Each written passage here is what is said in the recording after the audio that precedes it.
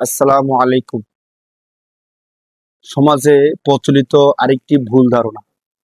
অনেক আলোচককে আলোচনা করার সময় বলতে শোনা যায় যে তারা রসুল সাল্লাল্লাহু আলাইহি সাল্লামের নাম দিয়ে বলে যে রসুল সাল্লাল্লাহু আলাইহি সাল্লাম বলেছেন যে আল্লাহ তাআলা বলেন কুনতু কানজান মাখফিয়ান।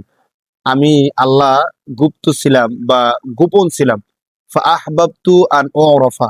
আমি প্রকাশিত হতে চাইলাম। ফা খলাকতুল খলকা লিউরাফা।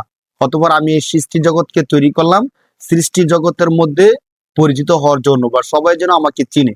এর সহজ মর্ম হলো আমি একসময় গোপন ছিলাম, কেউ আমাকে চিনতো না, জানতো না। আমি এই সৃষ্টি জগৎকে তৈরি করলাম যাতে আমি প্রকাশিত হই, সবাই আমাকে চিনে জানে। অনেক আলোচককে এই বিষয়টা রসুলের হাদিস বলে বলতে শোনা যায়, অথচ রসুল সাল্লাল্লাহু আলাইহি সাল্লামের হাদিসে এমন কোনো কিছু প্রমাণিত নাই।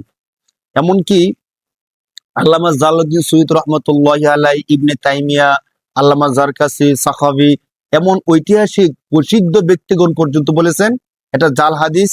এর কোনো ভিত্তি সনদের মধ্যে নাই, হাদিসের মধ্যে নাই। আল্লাহ তাআলা এমন কথা থেকে আমাদের সবাইকে বিরত থাকার তৌফিক দান করুক, আমিন।